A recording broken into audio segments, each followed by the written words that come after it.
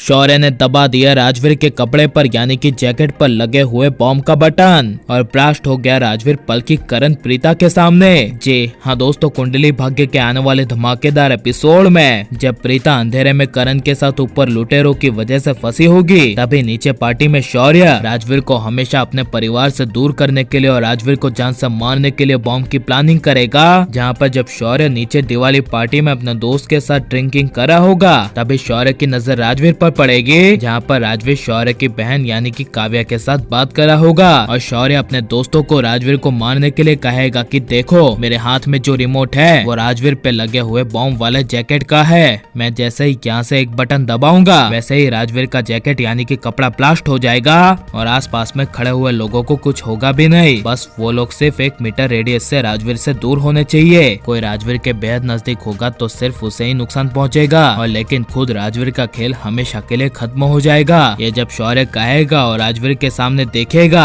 तभी शौर्य अचानक से राजवीर को मारने के लिए गुस्से में बॉम्ब का रिमोट दबा देगा, जिस वजह से राजवीर का बॉम्ब वाला सूट पूरी पार्टी के बीचों बीच बेदर्दी से फट जाएगा और आखिर दादी, करीना बुआ और पूरे लूथा फैमिली के होश उड़ जाएंगे। जहाँ पर जब पलकी राजवीर को देखने के लिए राजवीर के नजदीक जाएगी, तभी पलकी की गोद में राजवीर की तड़प तड़प कर मौत हो जाएगी। जहाँ पर तभी राखी माँ, करीना बुआ और दादी की नजर शौर्य पर पड़ेगी। तभी राखी माँ, करीना बुआ, दादी काफी गुस्से से शौर्य के पास आएगी और शौर्य को कहेगी राजवीर को तूने ही मारा है ना, ये तूने शौर्य अपने ही भाई के साथ यानी राजवीर के साथ क्या कर दिया। अब राजवीर जिंदा नहीं रहा तो तू जिंदा रहकर शौर्य करेगा क्या, तुझे मरना होगा। ये गुस्से से राखी माँ शौर्य को कहेगी। जहाँ पर तभी पलकी, करीना बुआ, दादी शौर्य को जान से मारने के लिए आगे आ जाएंगे और शौर्य का जोर से गला दबाएंगे। तभी शौर्य की आंखें खुल जाएगी और ये एक शौर्य के दिन में का सपना निकलेगा। जहाँ पर तभी जब शौर्य अपने आसपास चारों ओर देखेगा और चिल्लाकर कहेगा कि मैंने कुछ नहीं किया है, मैंने राजवीर को नहीं मारा, तभी आसपास के लोग शौर्य के सामने देखने लगेंगे और राखी माँ शौर्य के मुंह से राजवीर को मारने की बात सुनकर राखी माँ शौर्य के पास आएगी और शौर्य को कहेगी बेटा तू ठीक तो है ना,